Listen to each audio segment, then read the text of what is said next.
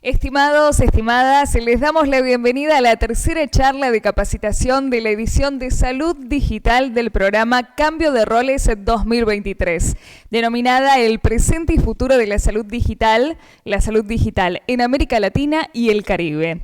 En la charla de hoy se explicará el marco normativo de la salud digital en América Latina. Se realizará un abordaje holístico de la transformación digital de la salud y, por último, se analizará el punto en el que estamos dentro de la transformación de la salud digital, hacia dónde vamos y qué tenemos que hacer para lograrlo. Hoy nos están acompañando profesionales de primer nivel dentro del área de la salud, a quienes les agradecemos por su tiempo y apoyo en esta presente edición. Les contamos y les comentamos también que si tienen preguntas, el chat del Zoom va a estar habilitado, ahí pueden dejarlas y al finalizar las exposiciones se responderán. Ahora sí, le damos la palabra al diputado de la Nación, mandato cumplido, el licenciado Humberto Rollero, presidente del Instituto de Estudios Estratégicos y de Relaciones Internacionales, IERI. Lo escuchamos. Es un gusto estar trabajando con ustedes este octavo cambio de roles, que es hasta ahora muy exitoso porque acercamos la academia, el Congreso, los jóvenes y los temas del futuro.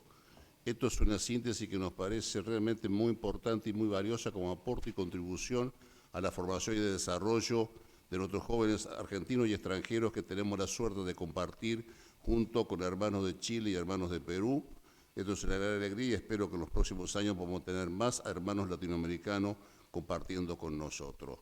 Esta jornada, que es la salud digital, que es un tema de gran vigencia, tenemos el prestigio de prestigiosos internacionales de sus exponentes, que es un honor para nosotros y un orgullo para el Congreso. Por supuesto, quiero agradecer a todos los coordinadores de las universidades por su trabajo, por su esfuerzo y sacrificio para que esto sea un éxito, que son un aporte fundamental junto con nuestros jóvenes de todas las universidades y por supuesto el apoyo que las mismas recibimos.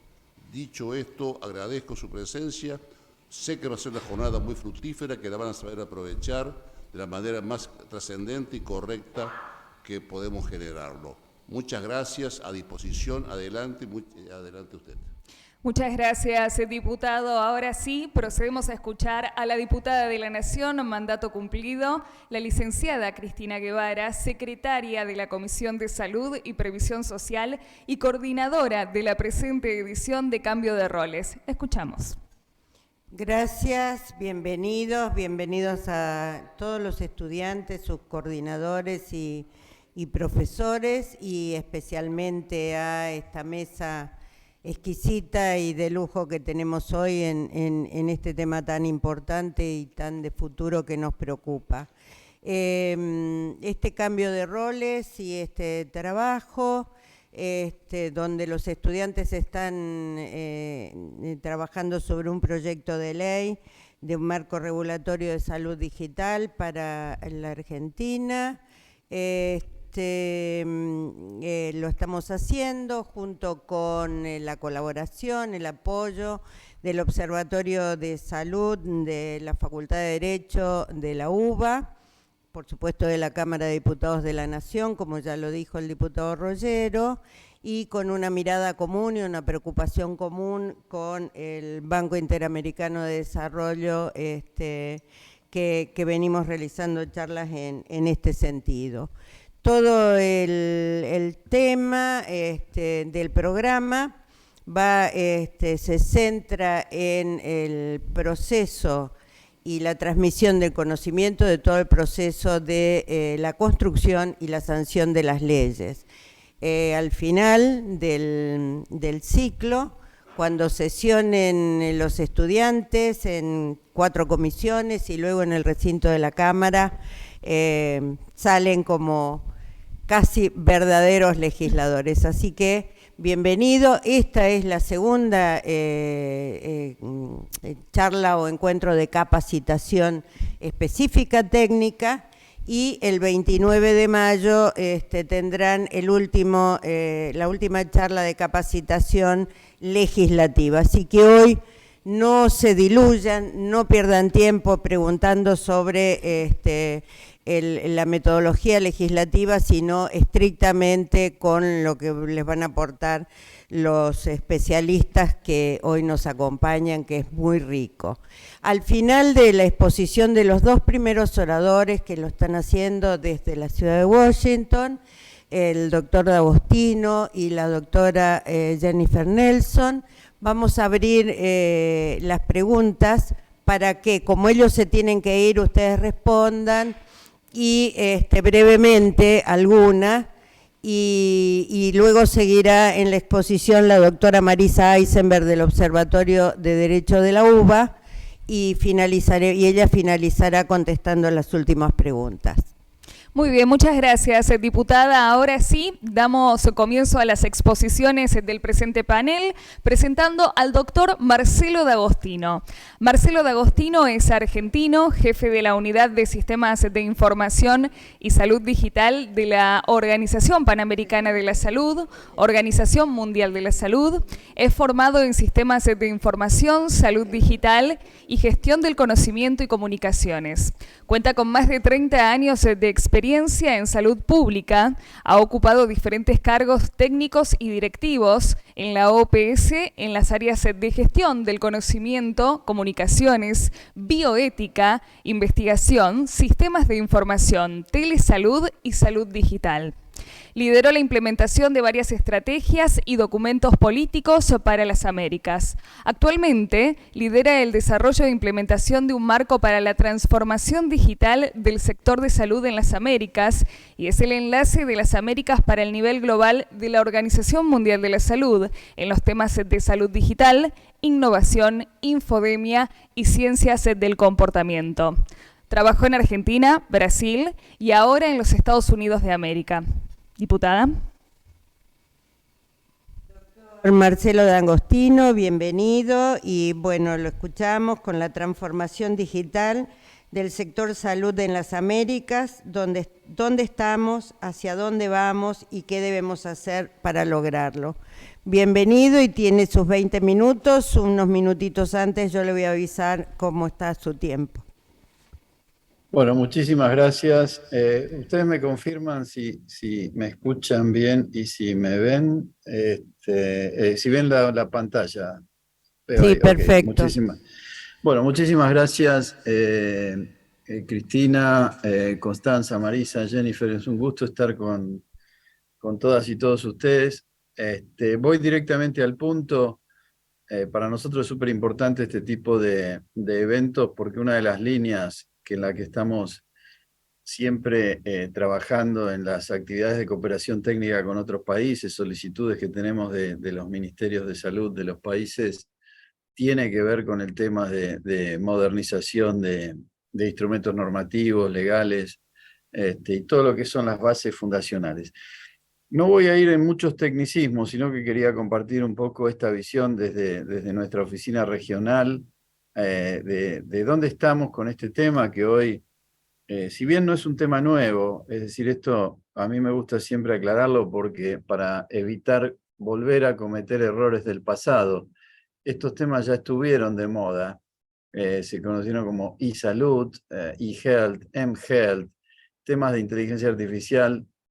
Yo me gradué hace 25 años y mi tesis fue en inteligencia artificial, ya existían, pero aparecen y desaparecen, son modas que van y vienen. Y uno de los grandes errores fue no permear en la legislación para que estos temas queden y sean sostenibles, ¿no? Entonces pasan como grandes modas o movimientos. Y el otro tema fue que nunca fue transversal a las decisiones, sino que se vieron como cuestiones meramente secundarias o de apoyo. Yo utilizo mucho lo que fue mi propia experiencia de vida, pasé años que me referenciaban a mí como llamen al chico de TI, ¿no? Entonces, hoy ese chico de TI tiene que estar en las decisiones de salud pública, chico, chica, lo que sea, para participar de las decisiones.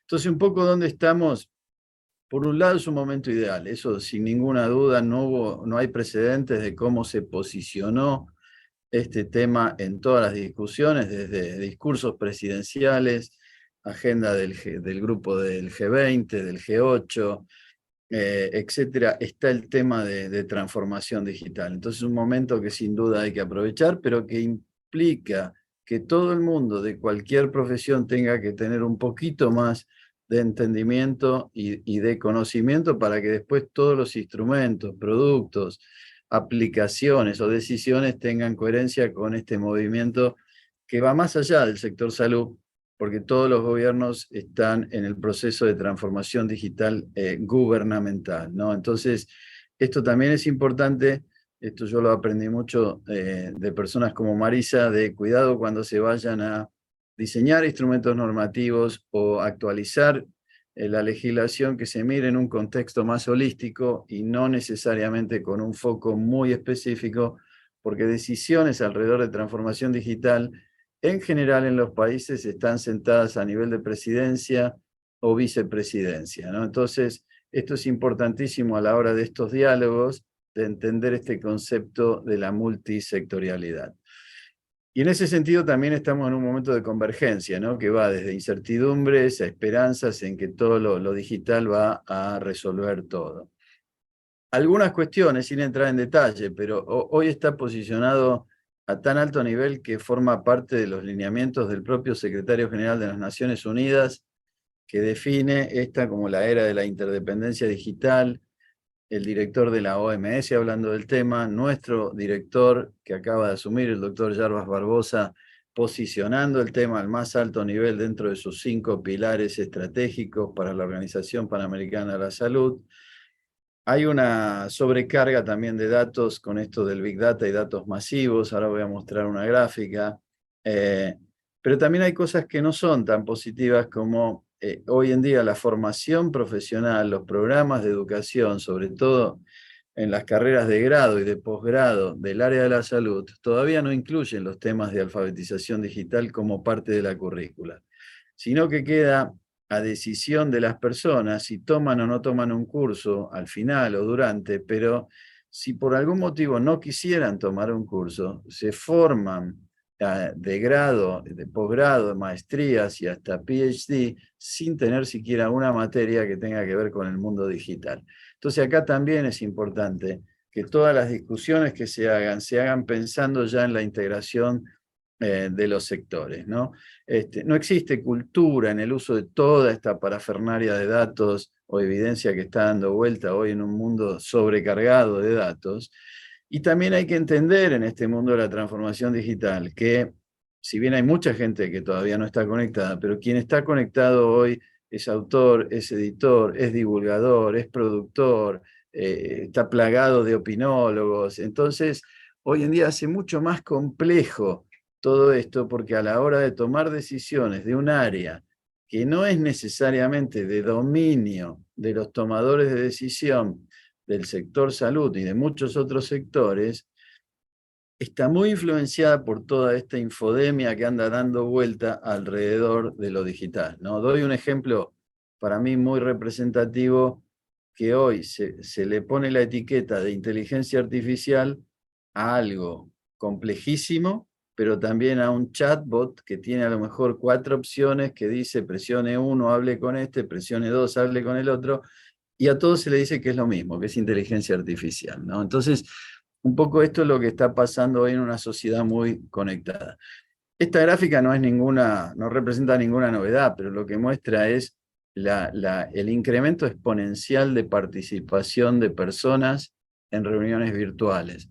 Pero esto lo pongo porque acá, en ese tipo de reuniones también es donde se producen datos que hoy debemos aprender también con las tecnologías a procesar. Todo este concepto del procesamiento de datos no estructurados, y un ejemplo fue durante la pandemia. Al inicio de la pandemia, nosotros trabajamos con el Instituto de Métricas de aquí de la Universidad de Seattle en los Estados Unidos para tratar de procesar los discursos que daban los presidentes o ministros o ministras de salud para tratar de detectar datos de disponibilidad de camas, disponibilidad de ventiladores, es decir, tratar de hacer un procesamiento de textos desestructurado porque no había datos estructurados. Entonces, todo esto impone también un repensamiento del uso de datos en esta sociedad digitalmente interconectada.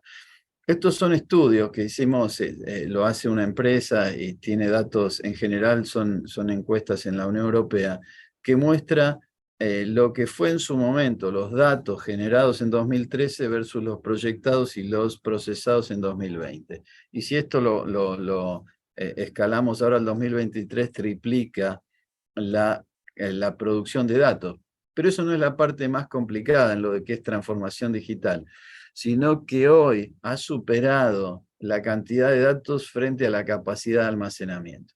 ¿Por qué puse esto? Un poco porque hay mucha discusión en el ámbito legal que tiene que ver con lo que seguramente Jenny va a mencionar, que es un proyecto idealizado por ella, que tiene que ver con la interoperabilidad transfronteriza.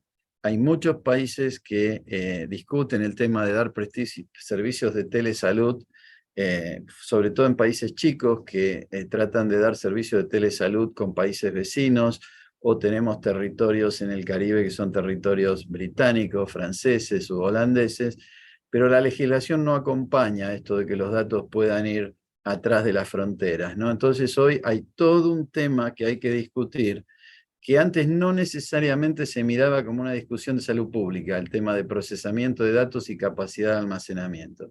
Y hoy todos estos temas tienen que ser al menos conocidos para poder tener, digamos, instrumentos normativos que apoyen.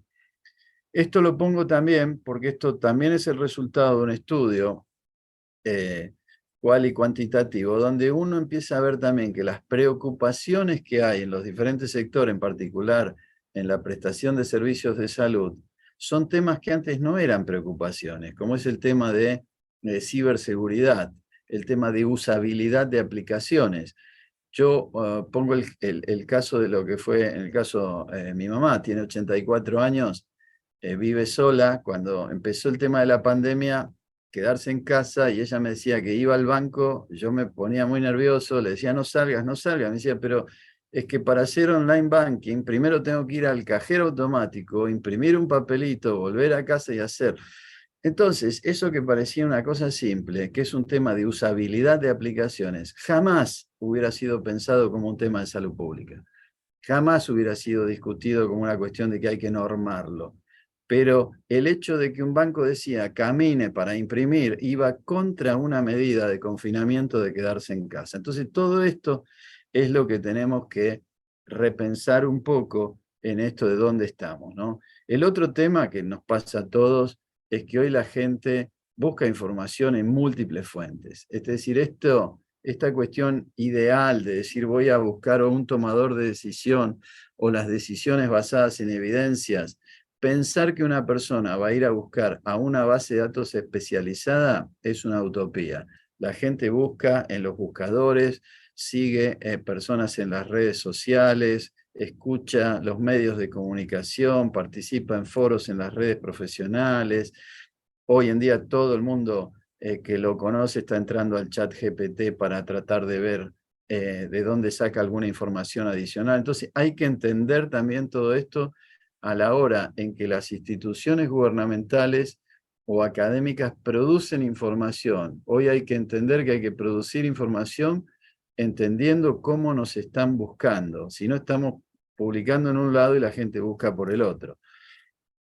Esto, digamos, pongo un ejemplo muy simple de lo del chat GPT y lo de inteligencia artificial, que es un tema clave hoy, que venimos discutiendo con Marisa, con Jenny, el tema de cómo normar todo esto. Ayer no sé si acompañaron, pero ayer o antes de ayer, la OMS sacó un comunicado de prensa con cautela de todo lo de inteligencia artificial, justamente habla de brechas que hay con relación a aspectos éticos, aspectos legales.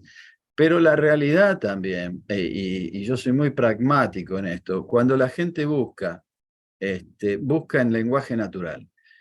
Y esto es clave. Acá hay un ejemplo, esto lo hicimos nosotros, de buscar, lo que fue al inicio de la pandemia, una de las principales búsquedas era, estoy buscando evidencias sobre la efectividad de usar tapabocas, ¿no? Que el primer tema era que había más de 17 formas en el continente de referirse al tapabocas, barbijo, máscara. Pero si una persona coloca hoy esta pregunta, y quiere hacer el ejercicio, supuestamente el camino correcto, de ir a las bases de datos de evidencia, como puede ser la biblioteca Cochrane, el resultado al colocar esta búsqueda en la biblioteca Cochrane es 0.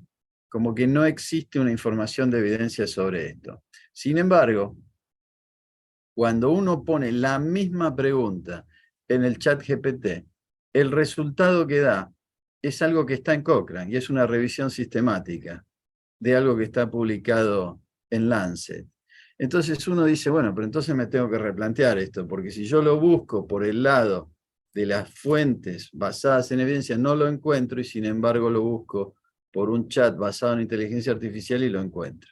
Entonces, acá un poco la reflexión es, no necesariamente hay que buscar en los buscadores especializados, tampoco hay que abandonarlos, tampoco hay que ir solamente a las plataformas basadas en inteligencia artificial.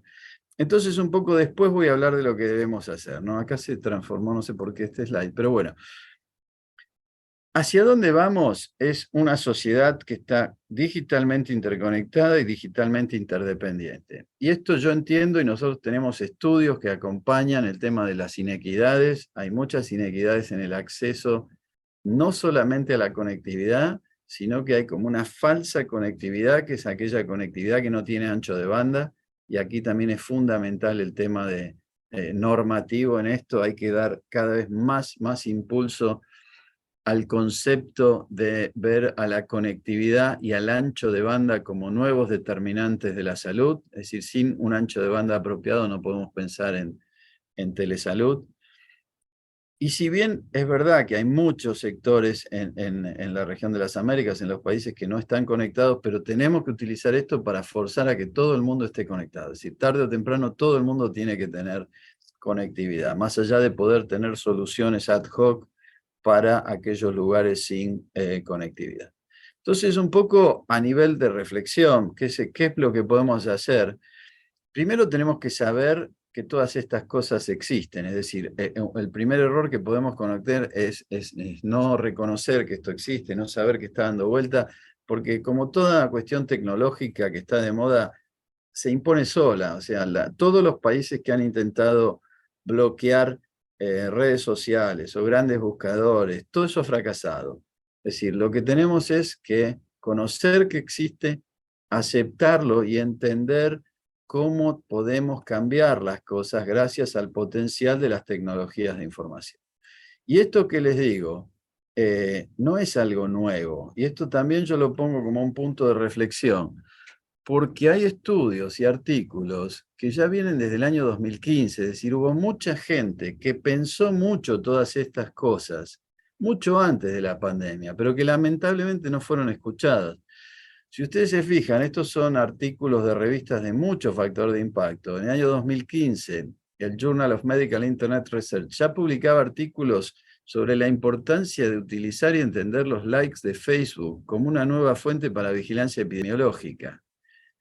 Google durante la pandemia al inicio sacó un producto que muy poca gente utilizaba, el Google Mobility, y que era una herramienta que asesoraba automáticamente a quien la quisiera utilizar y que mostraba que por un lado uno decía quedarse en casa y Google decía, cuidado, hay gente que está yendo a la farmacia, a los parques, a los recitales, a los restaurantes, a partir del rastreo de los celulares. Pero ¿qué pasó? Y esto fue una discusión que tuvimos con Marisa bien al inicio del proceso, de que todo esto de que es conocido como el Digital Contact Tracing tampoco está regulado. El Contact Tracing, el Digital Contact Proximity, toda la parte de invasión a la privacidad de los dispositivos, a gente que no quiere ser rastreada. Es decir, todo eso también hay un vacío muy grande, pero las herramientas existen. Entonces, si logramos regularlo y lo conocemos, va a ser súper potente.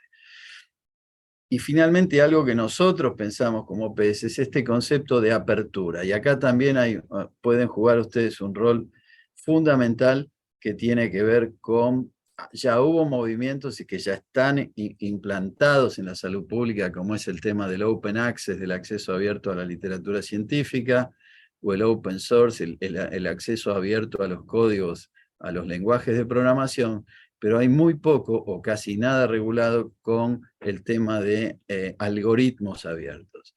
Aquí hay discusiones ya de que las agencias reguladoras, como la FDA, el ANMAT, ANVISA, etcétera, tienen que intentar ver cómo se regula todo este tema de los algoritmos de inteligencia artificial y sobre todo nuestra postura desde como la Organización Panamericana de la Salud es el tema de promover la apertura de algoritmos para evitar el tema de los sesgos algorítmicos. Doy un ejemplo con los 2 minutos que me quedan de lo que pasó. Está publicado en un libro que siempre lo comentamos con Jenny Delvid, que se llama Mujeres Invisibles, que si no lo han leído se los recomiendo, porque tiene que ver con muchos de los sesgos que hay con temas de género. Y el ejemplo que se da es que el algoritmo que utilizó una compañía automotriz para simular accidentes de tránsito no coincidía con lo que pasaba en la realidad. En la realidad se morían muchas más mujeres que hombres. Cuando se llega esto a una instancia legal y se abre el algoritmo para ver cómo estaba hecho, el algoritmo estaba hecho sobre la base de que el accidente lo tenía siempre una persona masculina de una contextura con una masa muscular determinada. Entonces por eso el hombre sobrevivía y había mayor porcentaje de mujeres que fallecían en un accidente de tránsito. De estos hay muchos ejemplos. Y por eso, desde la visión de salud pública, nosotros proponemos que además de datos abiertos, literatura abierta, que haya estándares abiertos, materiales de educación abierta, una ciencia abierta y sobre todo este concepto de algoritmos abiertos, porque hoy en las iniciativas de Open Government que hay desde hace muchos años todavía, por alguna razón, no incluyen este concepto de los algoritmos abiertos. Entonces, bueno, termino, según mi cronómetro, son 19 minutos, así que le regalo 1 minuto a Jenny, que siempre habla mucho mejor que yo. Gracias. Gracias, doctor D'Agostino, y muy interesante lo del sesgo, que el año pasado tuvimos una charla con la doctora Eisenberg y la doctora Cristina Pombo Rivera, entre otras, acá en este ámbito. Gracias. Los chicos, si quieren ir haciendo sus preguntas y seguimos. Bueno, muchas gracias. Queremos también agradecerles a las universidades que están participando, la Universidad de Buenos Aires, la Universidad de Chile, la Universidad Católica de Córdoba, Universidad Nacional de Entre Ríos, Universidad Nacional de Tucumán, la Universidad Nacional de Comahue, Universidad del Pacífico, Perú, Universidad Nacional de Lanús, Universidad Metropolitana para la Educación y el Trabajo, Universidad Abierta Interamericana, Universidad de Morón y también la Universidad del Salvador. Es un orgullo para nosotros contarles que ya contamos con 250 alumnos inscriptos a este cambio de roles en esta edición del año 2023. Bueno, ahora sí continuamos con la siguiente exposición presentando a la doctora Jennifer Nelson. Jennifer Nelson, Magister Public Health, es especialista senior en salud digital de la División de Salud y Protección Social del Banco Interamericano de Desarrollo, con sede en Washington, D.C. Actualmente codirige el enfoque de transformación digital de la División de Protección Social y Salud y lidera el equipo de salud digital. De 2010 a 2018 se desempeñó como miembro de la Unidad de Coordinación de la Iniciativa Salud Mesoamérica del BID, allí en Panamá, como oficial de aprendizaje, innovación y tecnología. Jennifer ha trabajado y realizado investigaciones en África, América Latina, Caribe y en los Estados Unidos. Recibió su maestría en salud pública y una licenciatura en economía, salud pública y español de la Universidad Case Western Reserve. Actualmente cursa una maestría en informática de la salud en el Hospital Italiano de Buenos Aires. Diputada. Bienvenida, Jennifer. La doctora Jennifer Nelson nos va a hablar del abordaje holístico a la transformación digital de la salud. Sus 20 minutos, doctora, y bueno, le estaré avisando antes del momento. Bienvenida. Perfecto.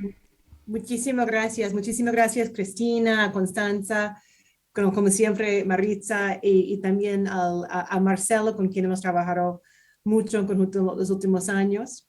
Yo voy ahora a proyectar. Okay, a ver si están. Oh, y quisiera, como está un poco tarde, abrir la presentación al día de hoy con una corto video para despertarnos y también a ponernos un poco emocionón, porque para el banco este tema está tan importante. Hace poco más de un año, el mundo se paralizó de miedo, pero la pandemia nos movilizó de maneras no vistas en generaciones, y los trabajadores de la salud se convirtieron en nuestros héroes.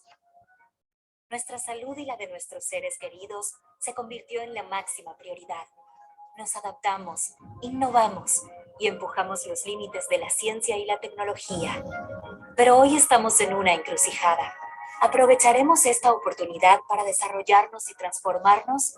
¿O vamos a digitalizar las inequidades e ineficiencias de nuestros sistemas de salud? El BID está comprometido a reconectar, renovar y reconstruir los sistemas de salud en América Latina y el Caribe. Trabajando juntos, podemos convertir el miedo en oportunidad, invirtiendo en la gente, en los procesos y las tecnologías necesarias para avanzar el futuro de la salud digital. Necesitamos estar mejor preparados, ser más equitativos e inclusivos y estar más alineados con nuestra primera prioridad.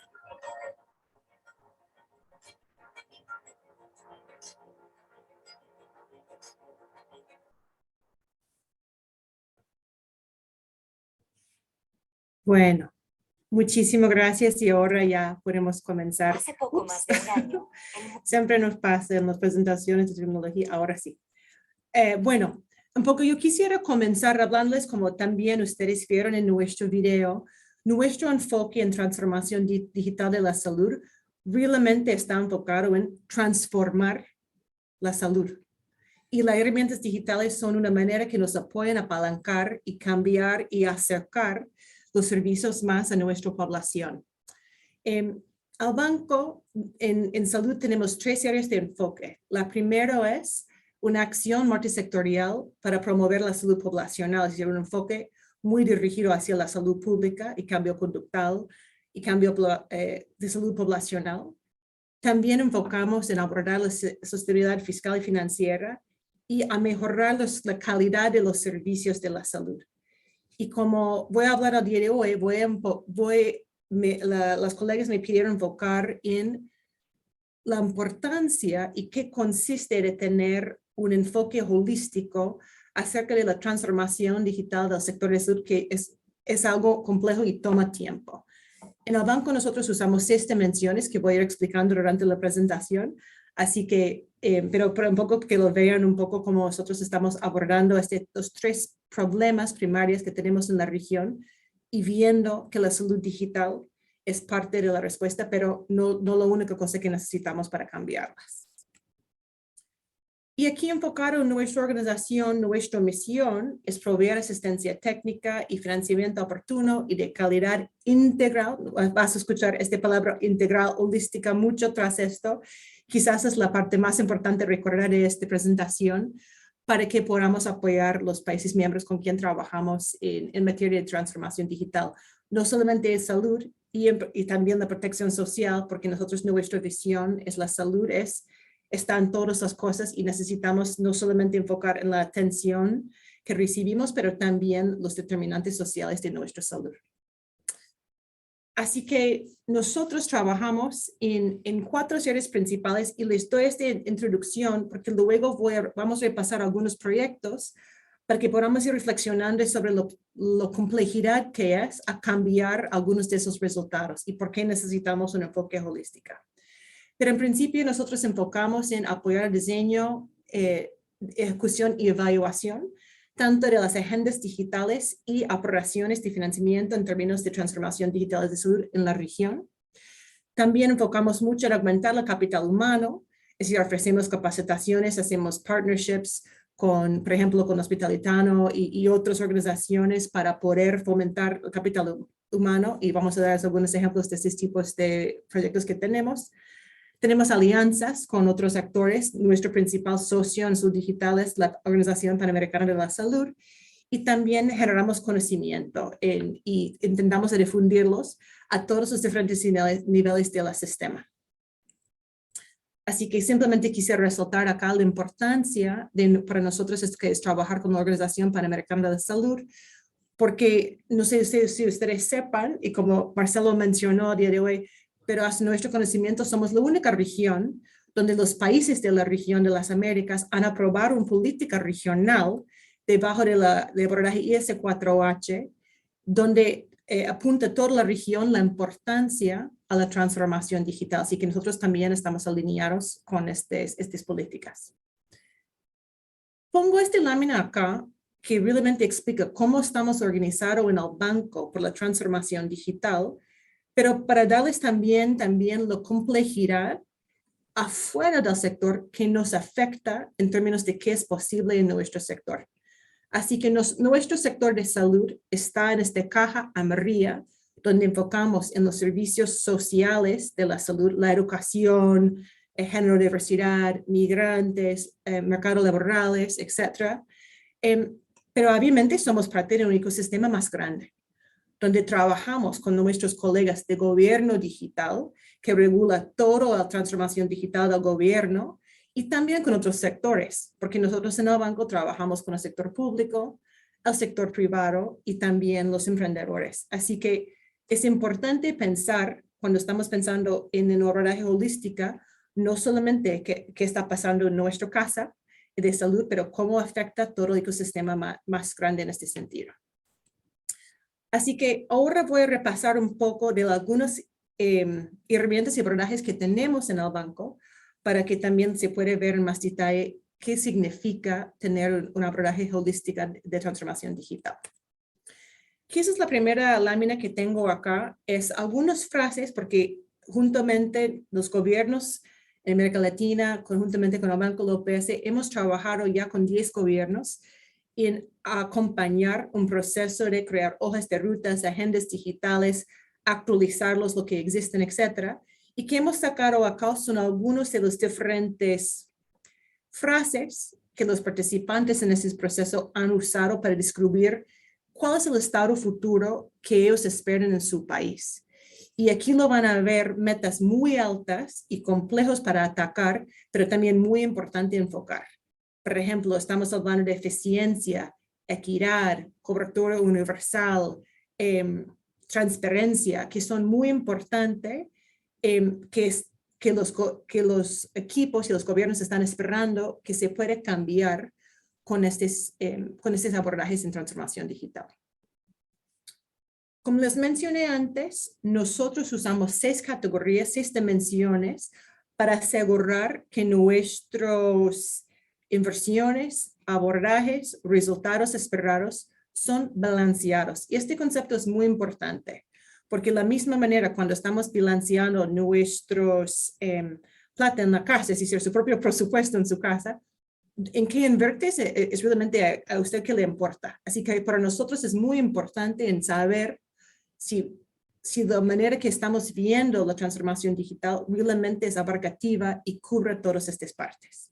Por ejemplo, la infraestructura es algo muy importante, pero no suficiente para poder cambiar que necesitamos. Así que realmente no veamos que puedes tener una sin la otra.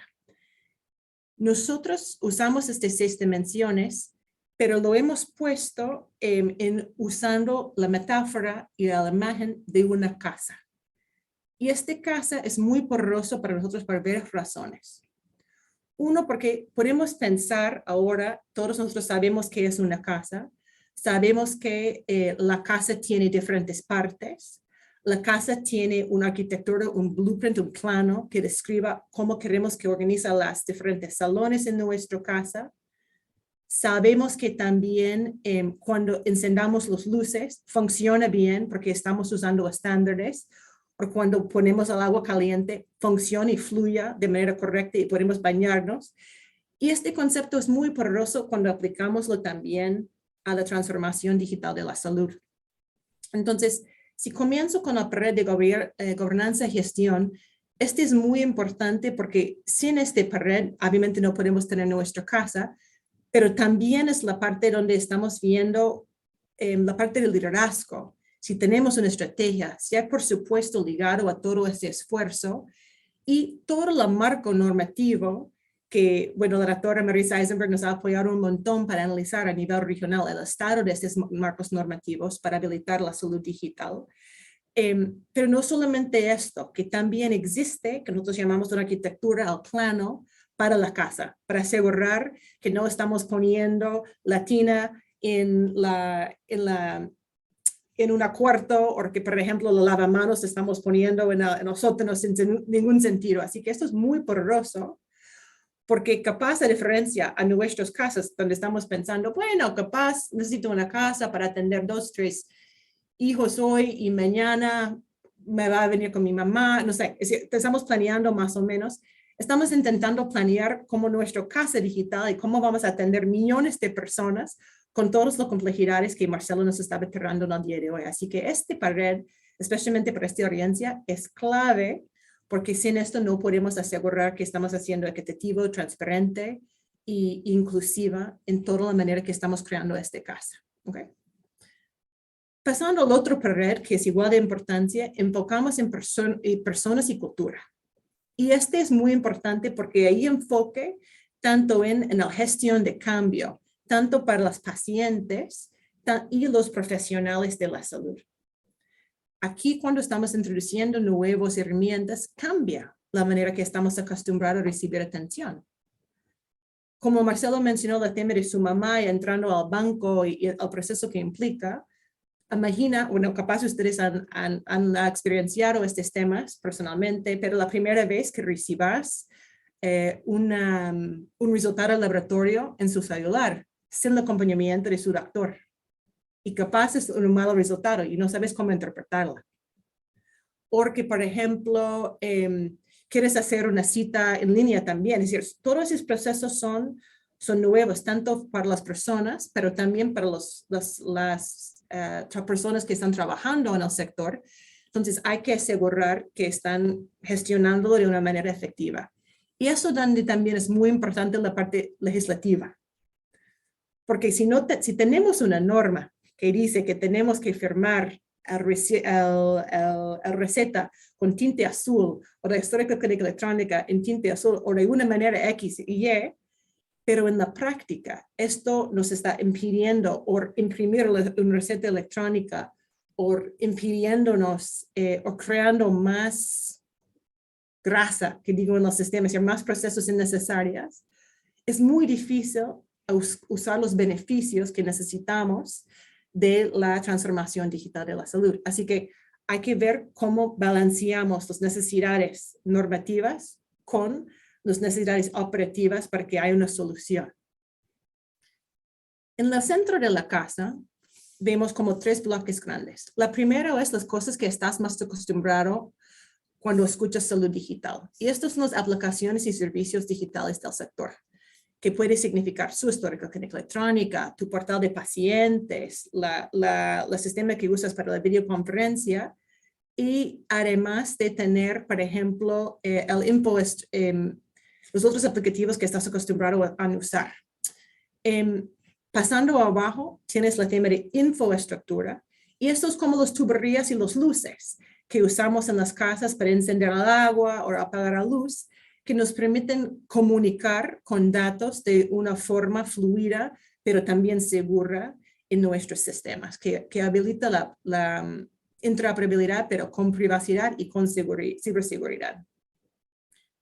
La fundación acá de la casa está basada en su infraestructura. Si no tenemos conectividad, es muy difícil que podamos aprovechar los servicios digitales del sector de la salud, porque sí, algunos están excluidos de estos temas. Así que la infraestructura, conectividad universal, acceso a los aparatos correctos es algo clave que también se necesita considerar. Y como último, repasamos el techo. Y el techo es el uso de todos los datos que están viniendo de estos múltiples sistemas para la salud para hacer algo, para mejorar la calidad de los servicios, para mejorar nuestras políticas informados por los datos. Capaz un tratamiento que estamos usando que muestra que no es tan efectivo o algo que está mejor en términos de eficacia. Capaz con esos datos descubrimos que hay poblaciones que no estamos atendiendo. Así que este techo de la casa es muy rica en términos de cómo lo estamos usando los datos, tanto en cómo proveamos servicios y cómo hacemos normas y políticas basado en la evidencia. Así que como lo veas, aquí esta visión holística es muy importante para abordar este tema en el sector de salud. Si les interesa a leer un poco más sobre esto, he puesto acá un código QR que enlace a nuestra publicación insignia que habla de este tema para dar más repasos y herramientas que están asociados con esta temática. Y esto, sin hablar, está 100% alineado con los otros principios y el alineamiento de IS4H que Marcelo presentó anteriormente.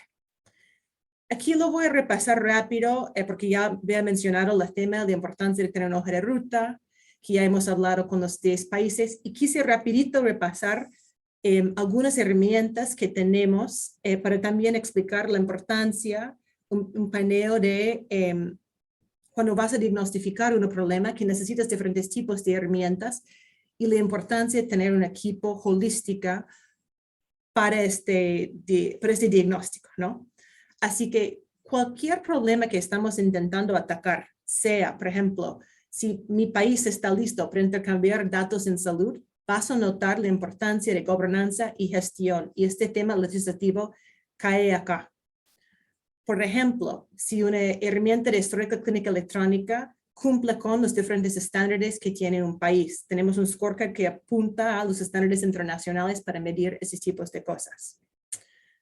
También la ciberseguridad, si tengo normas, pero también procedimientos y tan protegido soy en términos de mis temas de ciberseguridad. Entonces, voy aquí rapidito, lo vamos a dejar este PowerPoint, pero el punto es, como ustedes abogados están trabajando en esta temática, pueden ver cómo su área de experticia toca cada una de esas preguntas, seguro de una forma clave y crítico.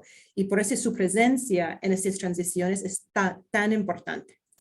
Aquí dejamos un momento porque sí hay que agradecer mucho a la doctora Miris Eisenberg y su equipo. De hecho, estamos trabajando con ella también en enfrentar preguntas que también son más duras. Por ejemplo, cómo manejar el tema que mencionó Marcelo de software as a medical device, o si los datos en mis celulares que hablan de salud, pero no son en mi histórica clínica personal, son protegidos o no. Es decir, hay un montón de preguntas que ahora estamos viendo con el uso de terapéuticos digitales y el avance rápido de tecnología que tenemos que abordar, pero ya hemos hecho un paneo de todos los países y hay un dashboard que se puede visitar para ver el estado normativa en términos del uso de histórica clínica electrónica y telesalud. Y seguro ella también le puede comentar más sobre esto. Aquí simplemente voy repasando porque quisiera fijarme en mencionar la tema que estaba mencionando Marcelo, porque me pareció una muy buena manera de cerrar esta charla. Aquí capaz algunos reconozcan estas fotos. Son fotos de la Panamericana, ruta Panamericana que tenemos ahora conectando todo nuestro continente. Y la próxima frontera que ya estamos trabajando conjuntamente con 15 países, la OPS en el banco, es cómo habilitar un Panamericana digital para los datos de la salud. Y este proyecto es muy importante porque en la región tenemos que enfrentarnos con varias realidades de por qué es importante estar listos para salud digital transfronteriza, para la población migrante, para turismo, porque tenemos muchas personas que viajan y estudian en otros países, y también porque tenemos que optimizar los recursos humanos que tenemos en diferentes países. Así que les invito a visitar Roxel, un sitio de web que tenemos que habla de este proyecto, donde están participando 10 países en la red y ahora 15 países en este proyecto que se llama LACPAS, que tiene 3 componentes. Uno que habla primero que nosotros trabajamos en habilitar los certificados digitales para COVID-19. Este año estamos trabajando con el resumen internacional de paciente y cualquier certificado digital para vacunas, es decir, fiebre amarilla, influenza, lo que sea, los países que decidan. Y como última, estaremos como terminando con telesalud transfronterizo, así que aquí muchos temas normativas que hay que estar preparados para enfrentar. Y aquí yo creo que he usado mi tiempo, agradecerles mucho por su atención. Muchas gracias, doctora Jennifer Nelson. Hay una pregunta hasta ahora para usted. El doctor D'Agostino estuvo contestando por el chat algunas, pero ha quedado otras sin responder. leo. Mediante la priorización de políticas públicas, ¿es fundamental que los gobiernos se ocupen de este tema? Doctora Jennifer, ¿algún comentario? Pues yo diría que sí. Es decir, ya, y como le quiero decir, estamos viendo que ya muchos países se están enfrentando de este tema y la pandemia ha sido una muy mala cosa, es decir, muy difícil para muchos países, pero también ha sido un habilitador de cambiar leyes. Por ejemplo, pensamos rapidito en telesalud. Muchos países decidieron habilitar el uso de telesalud. Es decir, telesalud ha existido por más de 30 años, no es nada nuevo. Pero una de las barreras principales para llevarlo a escala era restricciones normativas, legislativas y también en términos de modelo de financiamiento de estos tipos de servicios. Pero durante la pandemia, muchos países decidieron dejar que sí, se puede dar servicios de telesalud y muchas poblaciones ahora siguen demandando el tener acceso a estos tipos de servicios. Así que estamos en un momento clave de no retrocedernos, pero también caminar con cuidado. Yo diría que también estamos viendo siempre más y más la necesidad de ver en regular cómo la tecnología estamos usándolo para la salud ya. Y estamos ya enfrentándonos, por ejemplo, seguro ustedes están experimentando con ChatGPT y muchas personas están comenzando por falta de tener acceso a una persona que pueden dar terapia, están usando ChatGPT para recibir terapia. Pero aquí nos abrimos a muchos diferentes temas, por ejemplo, quién hasta acceso de los datos, qué pasaría si algo mal pasa a este paciente, quién tiene responsabilidad, si algo... Te abre muchas diferentes preguntas que hay que estar preparando ya. Así que yo no lo veo ninguna manera de retroceder. La tecnología va a seguir y hay que estar listos para enfrentarnos, para discutir con la población, pero también crear legislación ágil que se permite seguir innovando y aprendiendo, pero también protegiendo los derechos y el uso ético de estas tecnologías. Bien,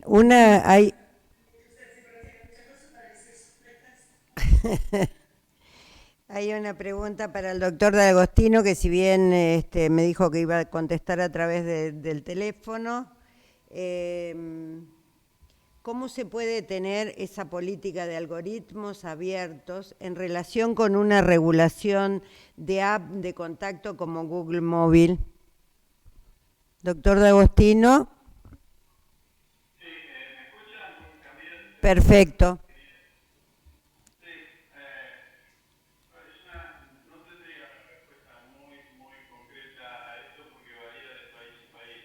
Acá lo que es importante, más allá del ejemplo del Google Mobility, lo que es importante es un poco el ejemplo, y seguramente Marisa después lo va a ampliar, es posicionar estos temas para el desarrollo de políticas públicas en las comisiones de salud de los parlamentos.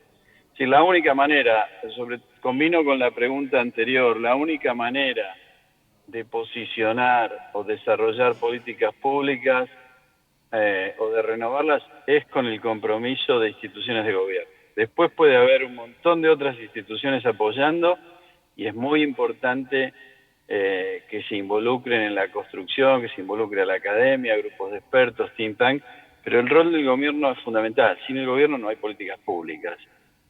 Así que esa sería mi respuesta en este caso sobre las dos preguntas, ¿no?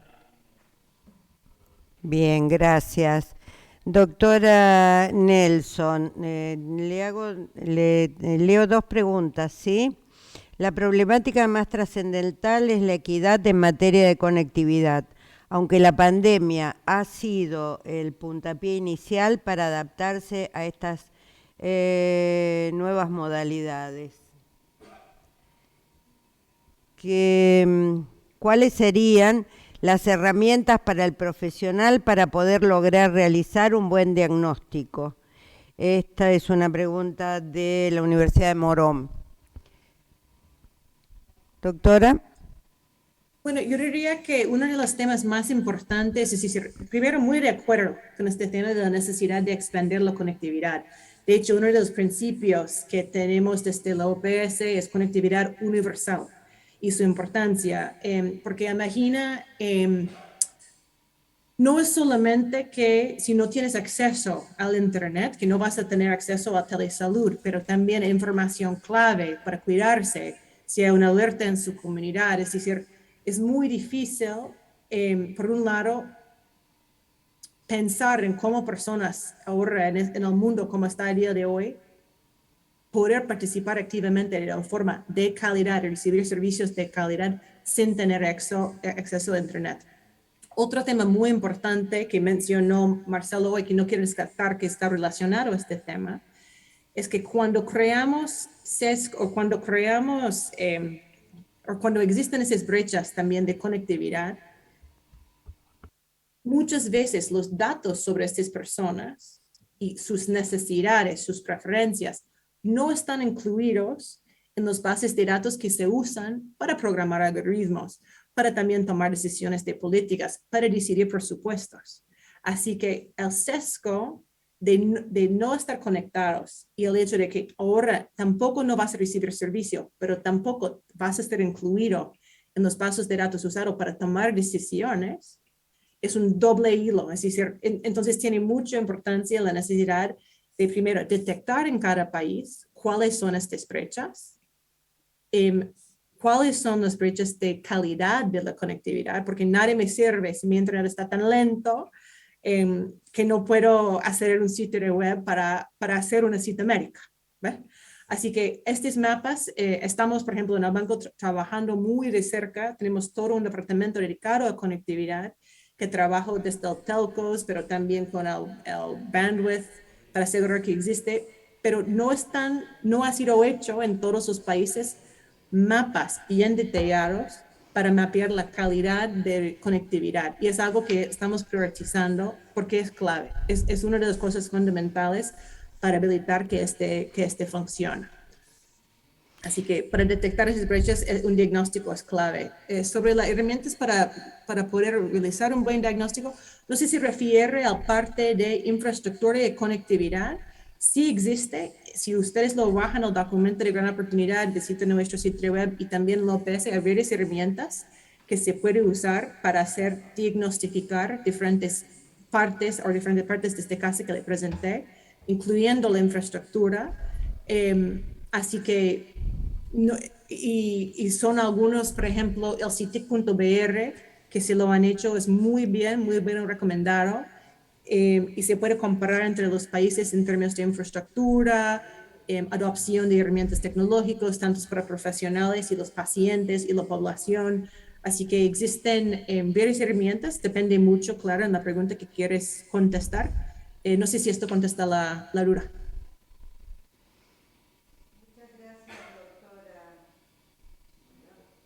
Muchas gracias, doctora Jennifer. Ahora vamos a escuchar a la doctora Eisenberg. No sé si usted se puede quedar con nosotros y de todas maneras infinitamente le agradecemos su participación y si nos autoriza vamos a con la grabación subir su PowerPoint. Por privado le pregunto esta respuesta. Bien, procedemos entonces a presentar a la doctora Marisa Eisenberg, quien va a realizar la última exposición de este panel. Marisa Eisenberg es abogada, docente, investigadora y consultora en Derecho de la Salud y Salud Digital.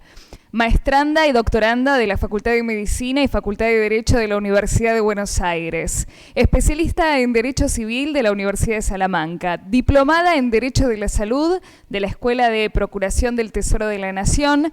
Graduada en Conducción y Gestión de Hospitales por la Universidad de El Salvador. Es además profesora regular de Derecho Civil y titular de Derecho de la Salud por la Facultad de Derecho de la Universidad de Buenos Aires. Directora académica del Observatorio de Salud de la Universidad de Derecho de la Universidad de Buenos Aires. Directora del posgrado Actualización y Profundización en Derecho de la Salud, Herramientas de Gestión del Sistema Sanitario, Bioética y Bioderecho. Directora del posgrado en Salud de la Universidad de Buenos Aires. Gracias. Okay, bien. Bienvenido, doctora Eisenberg. Usted va a hablar del marco normativo de la salud digital en América Latina. Todo suyo, su tiempo. Muchísimas gracias al IER y al Círculo de Legisladores por la invitación, diputada Cristina Guevara, diputado Humberto Rollero. Un honor para mí compartir y con Marcelo D'Agostino, dos de las personas que más conocen y que más han trabajado estos temas en América Latina y el Caribe. Y por supuesto a ustedes, a las universidades que están interesadas, que están comprometidas en un tema determinante para la salud de las comunidades en los próximos años. Aprovecho para decirles que está presente Analia Baum, por si quedó alguna pregunta pendiente, que está Irene Melamed, la vi por allí en el público, que es una de las personas que más sabe en cuestiones vinculadas a la ética de la salud digital, y por supuesto a mis queridos alumnos, ahí veo a Flora, a Santi, a Marianela, también la vi a Oscar. Bueno, así que saludos a todos y un encanto verlos. Jenny ha puesto de relieve desde un enfoque holístico la adopción de tecnologías digitales en el sector salud, y cómo esto, Marcelo D'Agostino lo destacó, representa una oportunidad de mejora en el acceso a los servicios de atención sanitaria, permitiendo fundamentalmente que aquellas personas que por barreras geográficas, condiciones socioeconómicas, y en esto les pido que se centren, no en la herramienta, olvídense un rato de la herramienta, piensen en el objetivo de la salud digital y el marco regulatorio que la salud digital necesita. Y entonces les decía, estas personas que vulneradas, históricamente vulneradas, que tienen ahora en la salud digital otra causa más de vulneración, ¿no? Cuando en realidad la salud digital está destinada a que puedan obtener prestaciones de salud de calidad y en tiempo oportuno.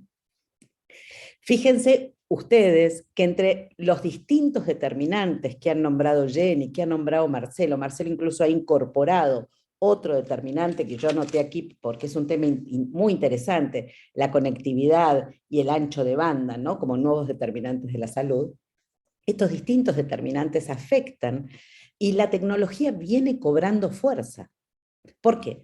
Porque difícilmente pueda considerarse plenamente satisfechas las necesidades de salud de un grupo social que no cuenta con acceso a Internet o, como decía Jenny, carezca de la infraestructura necesaria para ser usuario de servicios digitales. Es posible identificar a la salud digital con un conjunto de instrumentos que permiten, y esto es fundamental, garantizar la efectiva vigencia del derecho a la salud en su consideración de derecho humano. Este es uno de los 8 principios de la OPS. Y desde esa perspectiva, el derecho a la salud posee una faz obligacional. Les recomiendo leer la observación general número 14 del Pacto Internacional de Derechos Económicos, Sociales y Culturales, que está suscrito por todos los países de la región, que compromete a nuestros estados a, primero, respetar el derecho de la salud, esto es, abstenerse de denegar o limitar el acceso a las personas o aplicar cualquier práctica discriminatoria. En segundo lugar, proteger el derecho a la salud mediante la adopción de marcos legislativos y otras medidas que garantizan el acceso igualitario. Esto incluye también la información. Y en tercer lugar, cumplir. ¿Y qué implica cumplir? Exige que los estados otorguen suficiente reconocimiento al derecho a la salud en los sistemas políticos y legales de un país mediante políticas sanitarias, estrategias, planes absolutamente detallados para hacer efectivo ese derecho a la salud. Así dicho, el derecho a la salud tiene estas características de progresividad y requiere la adopción de medidas permanentes y eficaces para el desarrollo de cada país, que nosotros lo podemos visualizar en los servicios de salud tradicionales. Sin embargo, hoy nos toca reflexionar acerca de la transformación digital de salud y sus puntos de contacto con el derecho y fundamentalmente con los derechos humanos. Y justamente las herramientas utilizadas en el campo de la salud digital nos obligan a pensar en los retos en materia de garantía de derechos. La privacidad, el uso de datos, su seguridad, el uso de aplicaciones, el ChatGPT, aplicado a la salud, la inteligencia artificial. Son todos temas que dejaron de pertenecer a ese grupo cerrado de investigadores para estar en boca de todo el mundo y están íntimamente relacionados con la dignidad de la persona, cuya violación también puede comprometer los derechos humanos.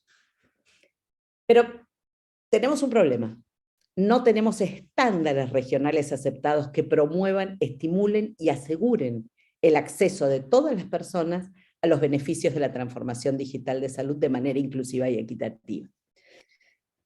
La hoja de ruta de salud digital de los países ha venido desatendiendo durante mucho tiempo la cuestión referida a los marcos regulatorios con base en derechos humanos, pero su inclusión a partir de la pandemia ha sido absolutamente necesaria, oportuna, y requiere de un profundo análisis, de un profundo trabajo de acuerdos en las agendas legislativas, en las áreas de gobernanza de salud digital de los ministerios de salud. Pero Marcelo hablaba, esto está involucrando a los más altos niveles de la vida política, a las presidencias, a las vicepresidencias. ¿Por qué? Porque no se trata solo de un ministerio de salud. Tenemos que tener al Ministerio de Educación involucrado, a las áreas de infraestructura, a las áreas tecnológicas. Entonces, esto promueve un trabajo intersectorial y además un trabajo de mucha gentileza. ¿Y por qué me refiero a este término? Porque probablemente los resultados de una hoja de ruta de salud digital no se vean durante la gestión de un gobierno.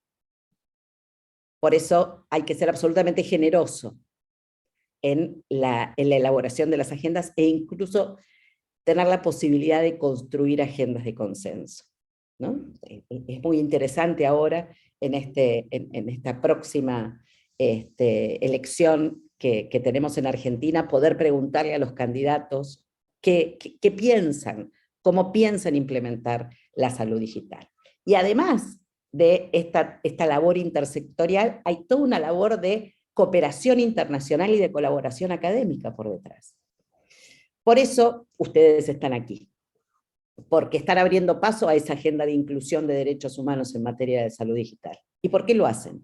Porque existe una multiplicidad de derechos humanos que pueden verse impactados, de manera positiva o de manera negativa, por el uso de las tecnologías en estos procesos de transformación digital. Y es necesario que nosotros podamos identificar, comprender, evaluar y abordar esos efectos en la proyección que tienen en los ciudadanos, en las comunidades y en los trabajadores del sector salud y de todos los sectores en general. Sobre todo siempre poniendo foco, lupa, luz, aquellos sectores que han sido históricamente relegados. Y esta es una tarea sumamente importante, porque hay muchos insumos que se producen con esta labor. Uno tiene que ver con la elaboración de los propios marcos normativos, que es lo que ustedes están dispuestos a realizar en esta tarea de cambio de roles. En segundo lugar, funcionar como un reaseguro de la efectividad de los derechos. Colaborar para evitar, para mitigar, para remediar los potenciales riesgos que no fueron advertidos.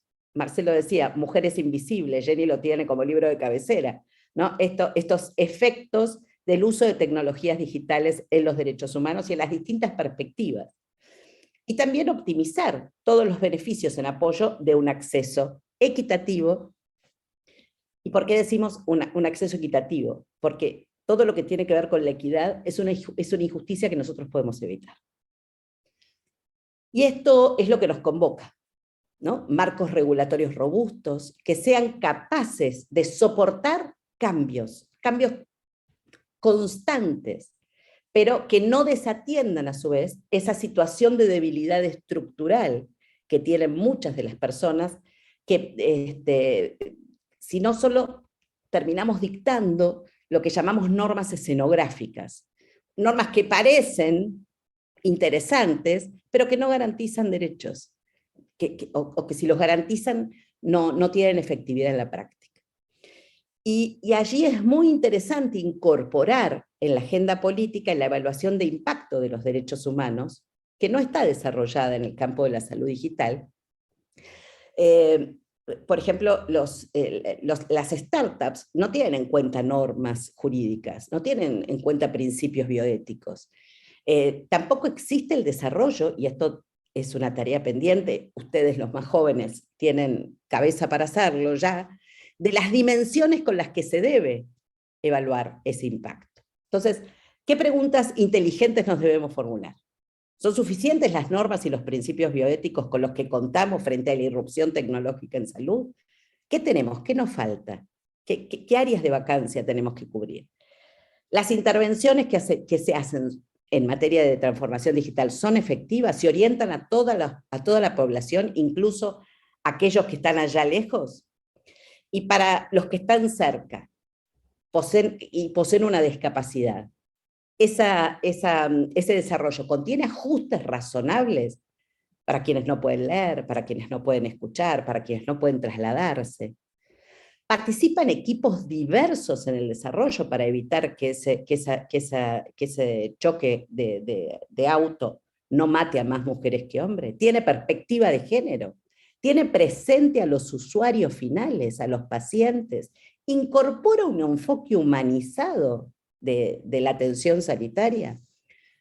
De los datos se habló. ¿Cómo se van a tratar los datos? Los datos que captura irremediablemente la atención sanitaria hecha de manera digital. Se puede determinar si tiene sesgos. ¿Se hará un uso secundario? Habrá que pedir un nuevo consentimiento. Se va a trabajar con datos sintéticos. ¿Quieren monetizarlos? ¿Qué dice la legislación de mi país al respecto? ¿Quién es el responsable de una fuga de datos? Y en esto permítanme ampliar un poquito, porque los datos recopilados de personas que viven en países de altos ingresos pueden no funcionar en nuestras comunidades, que son económicas, social y culturalmente diferentes. Y esos datos son la base de los algoritmos que usa la inteligencia artificial. Existen criterios de la Unión Europea, de la OMS, reconociendo las grandes expectativas que ofrece la inteligencia artificial, siempre y cuando la ética y los derechos humanos ocupen un lugar central en su concepción, en su despliegue y en la utilización de estas herramientas.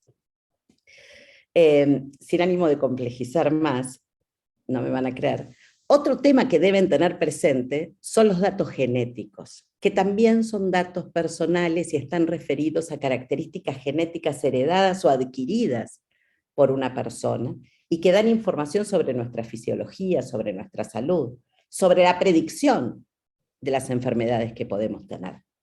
Y que llegan incluso a datos de personas de generaciones que no nacieron y que van a tener esas enfermedades por la carga genética de sus padres o de sus abuelos. Y me olvidaba de qué pasa con la supresión de los datos de salud, como lo permiten nuestras leyes tradicionales de protección de datos, pensadas más en riesgo crediticios que en la problemática de la salud.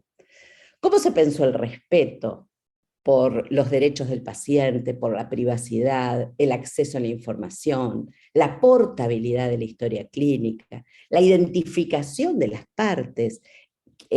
Quiero que esa persona que me atienda sea médico y yo no tengo que trampear con el carnet que utilizo para identificarme utilizando el de otra persona.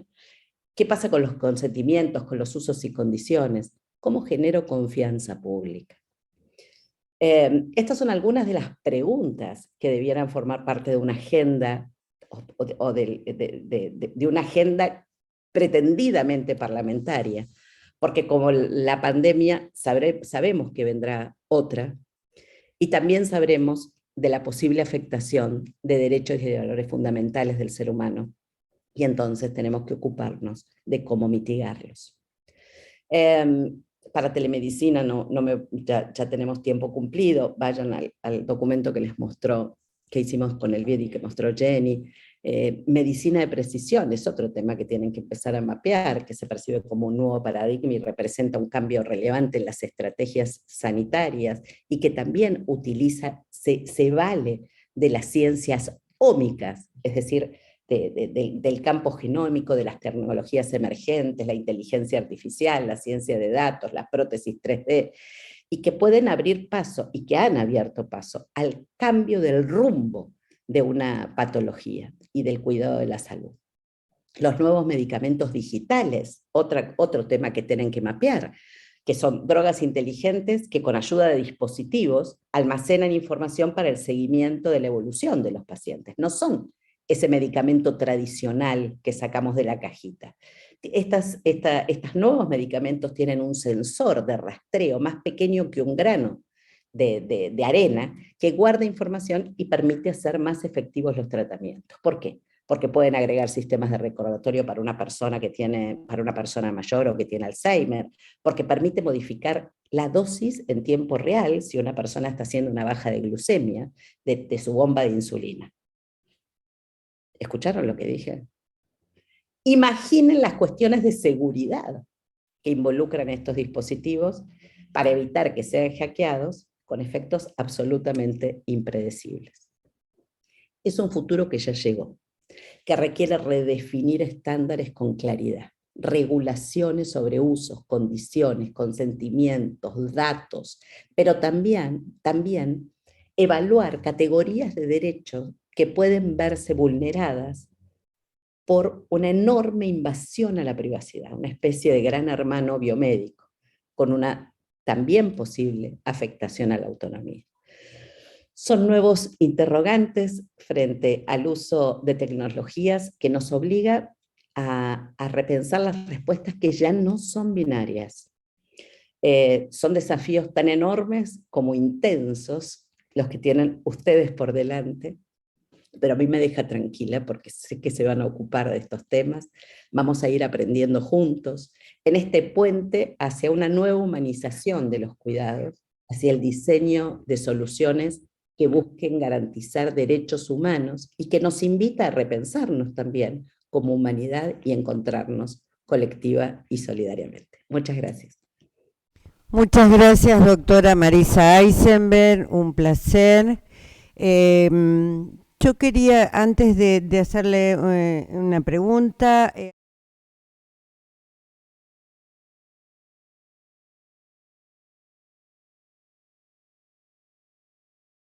que nos mandó el senador vicepresidente de la Comisión de Salud del Senado de la Nación, el senador Mario Fiat, deseándonos éxito y agradeciendo la invitación, dado que no se iba a poder conectar porque a esta hora estaba viajando a su provincia. Así que muchísimas gracias a todos. Yo quería preguntarle, doctora Eisenberg, porque dado que tenemos este tema en tratamiento, si bien usted conoce y hablamos con usted tantas veces y profundamente la necesidad de regular la salud digital, los aspectos de los derechos humanos, de protegerlos, pero también ¿cuál tendría que ser ese fino límite para que una ley, por preocupada en regular, no termine siendo un corset a los avances tecnológicos y a la evolución en esta materia? Gracias, Cristina, por la pregunta. Es una pregunta compleja y requiere de un nuevo modelado de legislación. Nosotros estamos acostumbrados a que ustedes saquen del Congreso leyes absolutamente puntillosas, con un nivel casi máximo de detalle. La calidad legislativa en este tipo de normas tiene que cambiar. Y tiene que cambiar porque se necesitan normas marco que tengan muy claro cuáles son los objetivos de protección, pero que dejen librado a la autoridad de aplicación, a los ministerios, una una regulación por parte de protocolos que sean fácilmente modificables. Nombró al senador Fiad, y la vi presente a Verónica Escaro, que es su jefa de despacho, con ellos hemos tenido la oportunidad de debatir, y creo que se presentó un proyecto de seguimiento de normas de salud. En temas de salud digital esto es imprescindible, una comisión de seguimiento que permita la adaptación rápida de las normas. Esta es una nueva realidad. Cuando nosotros estudiamos en las facultades de Derecho, muchos de los que están aquí pasaron o están pasando por esas universidades, por esas facultades, y nos enseñaron a que la norma recepta el cambio social. Hay que dejar que el cambio se suceda y después va allí el legislador a regular. Hoy tenemos que estar un paso adelante. Y nosotros tenemos que pensar la potencialidad de riesgo e ir hacia ese marco normativo, ¿no? Hacia esos objetivos. Me parece que este sería el desarrollo de una legislación deseable sobre toda la tecnología, no solamente sobre salud digital. Ahí nos aportó Verónica Escaro, en la Comisión de Análisis y Seguimiento de la Normativa Sanitaria. Estaba justamente leyendo eso. Bueno,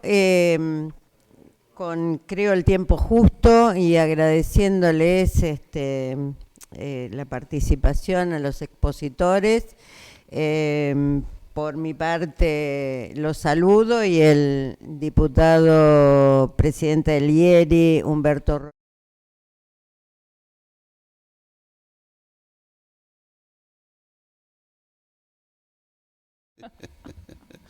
Pero bueno, acá... Prepararse, y dije rápidamente, donde manda capitán, no manda marinero. ¿Se da cuenta de lo que es el poder de género? Doctora Eisenberg, vamos a tener que revisar la política de género, porque es un punto de equilibrio, 50 y 50.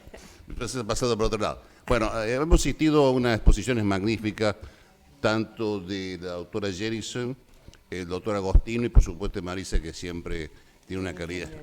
Jennifer Nelson, doctor Agostino, y la doctora Marisa Eisenberg. Realmente es un honor escucharla y cómo se aprende con ustedes. Así que creo que ha sido magnífica la exposición, va a servir muchísimo, muchísimo para nuestros jóvenes que van a participar en cambio de roles, en el ilustrado con un conocimiento profundo de un tema de tanta importancia y de tanto futuro para la humanidad. Y es un tema que incluso no está en la agenda pública como tendría que estar, y tendría que ser una discusión mucho más importante de que los espacios que se le asignan. Pareciera ser que siempre lo más urgente es más trascendente que lo importante. Esto es un tema importante y urgente en los nuevos tiempos, y sobre todo en lo que usted manifestó perfectamente bien, que es el Congreso y legislar.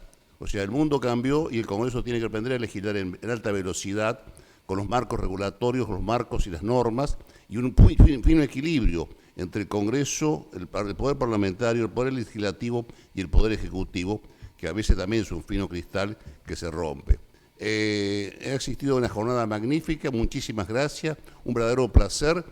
Nos vamos a ver el día 29, que la diputada Guevara, con el equipo del IERI, del Círculo y del Senado y diputados, va a hablar sobre la cuestión parlamentaria técnica, y el día 29 y 30 vamos a tener una jornada gloriosa en el Congreso argentino, recibiendo a tantos jóvenes argentinos y latinoamericanos, compartiendo jornadas excepcionales de trabajo. Muchas gracias a todas las universidades, muchas gracias a los señores coordinadores, muchas gracias al equipo del IERI y del Círculo por el trabajo tan efectivo que hace, muchas gracias, diputada Guevara, muchas gracias a todos los panelistas y muchas gracias a todos los jóvenes que han participado. Muchas gracias y los vemos el 29 y 30 y ahí, madre mía, que los Dios los ayude. Adiós. Gracias. 29 y 30 de junio, ¿eh? No, sí, Gracias. diputada, por favor. Un aplauso a todos.